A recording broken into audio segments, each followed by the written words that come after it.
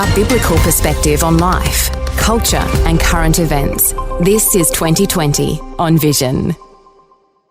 Let's get a focus on trying to understand what it is that's going on in the world insofar as the increased persecution of Christian believers. You might have picked up one of the latest big release news items where 70 Christians, that's right, 70, were beheaded in a church service by Muslim militants in the nation of Congo.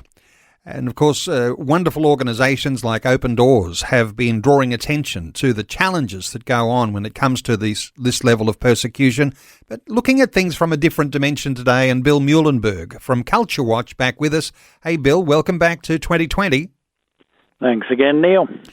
Bill, a lot of focus that goes on around Islam, and sometimes the Middle East takes all the headlines. This one seems to have skipped under the radar for so many people, but 70 Christian believers killed, beheaded in a church service in Congo.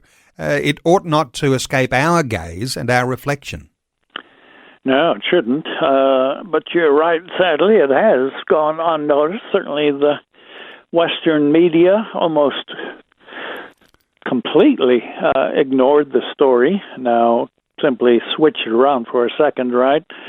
Let's say 70 Muslims were beheaded by Christians somewhere, whether in deepest, darkest Africa or anywhere. We would know this would be front page headlines and stories on every Western paper in the world. But because it was simply just Christians, and, of course, Muslims, who we dare not even mention the M word, because, of course, that's racist, and you're not being very tolerant, and excluding others is, you just can't do that. It went unreported largely, but, yeah, Christian outfits obviously did cover it. I wrote it up.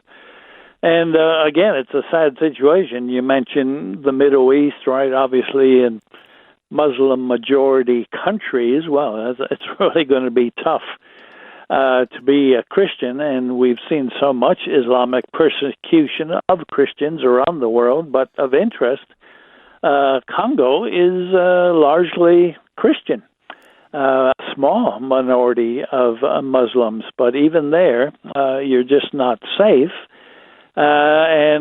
These 70 believers in a church lost their heads, literally.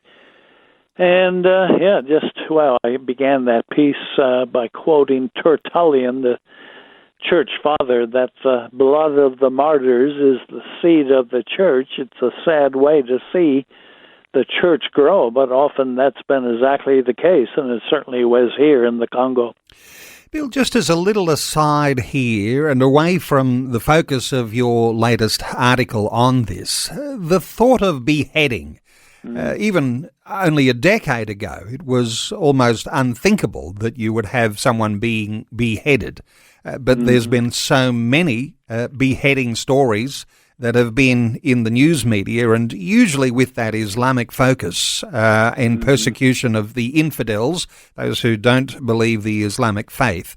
But I can't help but think that the Bible, in end times prophecy or in the book of Revelation, where the word beheaded is used frequently, it used to be something that would be unusual, but now it's not unusual at all to hear of these things. Yeah, well, that's right.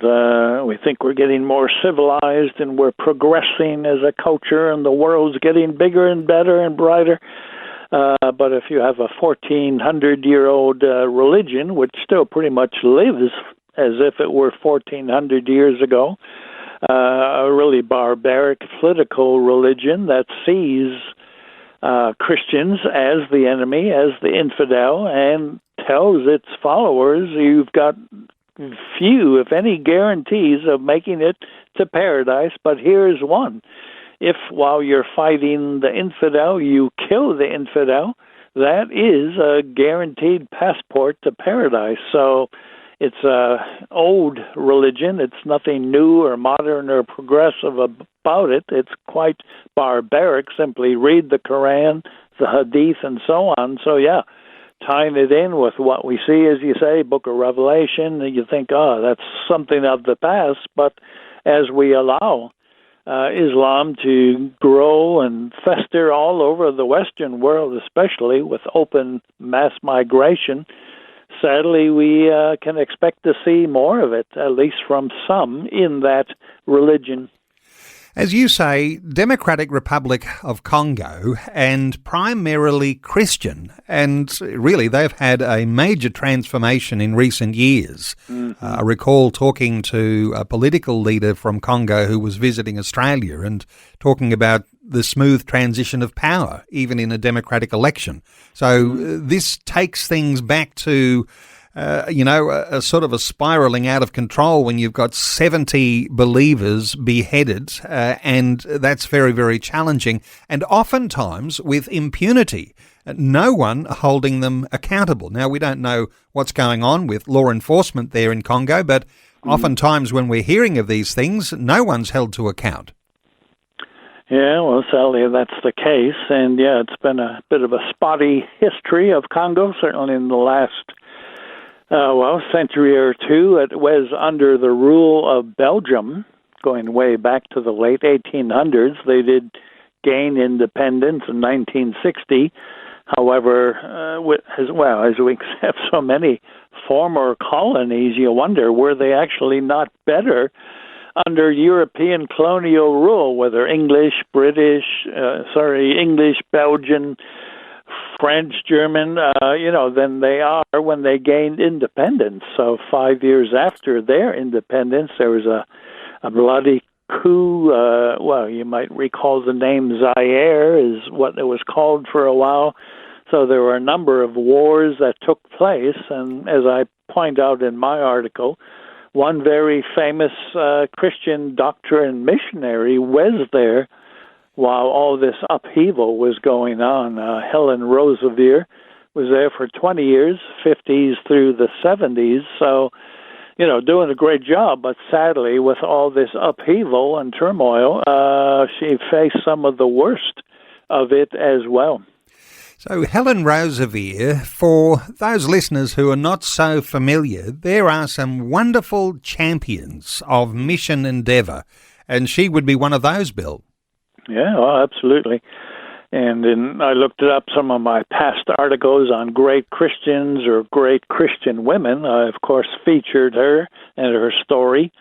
British missionary, as we say, and doctor who spent 20 years in the Congo. And then, after that time, she wrote up her story in a number of, best-selling books, and then went on the speaking circuit and so on. I recall at the famous missionary conference in Urbana, Illinois, just outside of Chicago. I was there in, must have been mid-70s, and I think she may well have been there. Well, I know she did speak at several of the Urbana conferences, so it's certainly possible I heard her speak then in the later 70s. But yeah, an amazing story, especially when, again, not unlike what we just saw a week or two ago, a militant group of rebels took over the village and area that she was working in. She had helped to set up hospitals and did so much good. But these armed rebels came in, ended up killing about 27 missionaries, taking Helen and others hostage for a good 4 or 5 months. Sadly, horrible things, beaten, savagely raped several times by the rebel group. So, most Christians would certainly, you say, God, I came here to be a missionary to serve you, and why have you allowed this to happen to me and the others? But as she wrote in her book and said in her talks, when God called her, he called her to serve, to be, the servant is not greater than the master. So just as Jesus was treated horribly, so to her and so many others. And as she wrote, one of her famous quotes was, God never uses a person greatly until he has wounded him deeply. The privilege God offers you is greater than the price you have to pay. The privilege is greater than the price. So she could come out of some horrible events, rape and beatings and so on, and just talk about what a privilege it is to serve the risen Lord. And even though you go through so much hardship, God gives grace to get through it. So again, a number of books she wrote, which are still available, still well worth getting. But it puts in perspective, again, what we just saw a week ago with the 70 who lost their lives for Christ. This has been going on, right, for 2,000 years of church history, and still continues today. As you say, this is not new that 70 might be killed in a church. Because there's a pattern that goes through this history, and Islam very, very harsh on what they'd call the infidel. And when you've got Helen Roseveare and her 27 missionary colleagues who were killed, and she remained a prisoner for 5 months and endured horrible beatings and rape, and eventually was set free. Bill, what do we take away from the value of what it is to serve God in mission? Because we might be thinking, is it any safer today to serve God in mission? What sort of preparation do you have to have spiritually to be able to jump out and into another culture and knowing that your safety may be at risk? What do you think we take away from this? Yeah, well, certainly our lessons, I mean, hate to say it, as the West gets more and more anti-Christian, it's not even a matter of leaving your own Western nation anymore. You can find some of these things happening right here, at least in various forms. But yeah, to be a missionary involves, well, a lot of spiritual preparation, as you say, and that includes the willingness to lay down your life if need be. And so many millions over the centuries have done just that. So, and then, well, your whole attitude, of course, is a big part of this. Are you willing to see God glorified, even if it means horrible pain and suffering? Another, right, great female Christian missionary, Elizabeth Elliot, would be, more of the same. She lost her husband to the ones that were trying to reach, ended up losing her second husband to cancer, and then the third and her own issues. So many of these great saints have learned to say that God, through it all, you're with me through it all, you're being glorified. It's not very fun at the time, but the blood of the martyrs is the seed of the church. It's sadly how so often the Christian faith has spread around the globe. So it's hard for us, living in the comfort of Melbourne or Brisbane or Chicago, to think, but Lord, am I ready? Am I able to say, even if it means giving my life to serve you and to be a witness for you, am I at that place? So we at least got to kind of ask those hard questions. It's easy to be a Christian when everything's comfortable, your culture is kind of Christian around you, but as things heat up, are we still willing to be a Christian and still willing to pay the price? And of course, there'll be lots more examples like this. Not that we want those examples, but we know that they will come. And it's not just the Muslim Islamists who can often be like this, because as the good news story in all of this is that the gospel is spreading, the kingdom is growing, and it's when the kingdom grows and you get Christian believers become so prevalent that it steps on the toes of those prevailing religious majorities. And of course, that's not necessarily altogether the case in Congo, but I'm just reflecting on what could be coming when there's a threat that there could be a massacre of Christians in India. Just to preview the possibility that could happen, and there's a prayer point for believers to protect those believers in India. But certainly our hearts are with those in church and in families in the Democratic Republic of Congo who've suffered the loss of those 70 churchgoers. And there is a book all about Helen Roseveare. You've got it no doubt on your bookshelf, Bill, but what sort of value is there for listeners getting a hold of Helen Roseveare's story? Well, she's got quite a few. I guess the first one she did, I think in 1966, was called Give Me This Mountain, which was her autobiography. And then about a decade later, she wrote He Gave Us a Valley.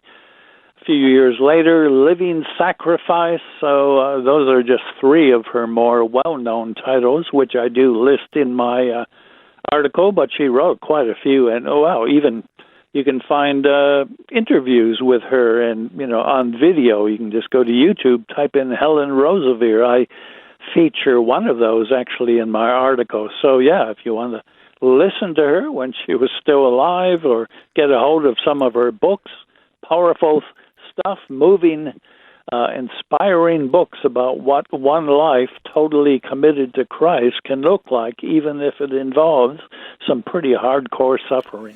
There are some inspirational Christian believers, and the likes of a Helen Roseveare. And Bill, always great getting your insights. Thanks so much for the thoughts that you've delivered in this latest article we're talking about, Christianity, the Congo, Persecution and Helen Roseveare. And you'll be able to access that article when you go online at billmuehlenberg.com or simply Google Culture Watch, one word. Bill, thanks so much for another great update today on 2020. Always a pleasure. Thanks for taking time to listen to this audio on demand from Vision Christian Media. To find out more about us, go to vision.org.au.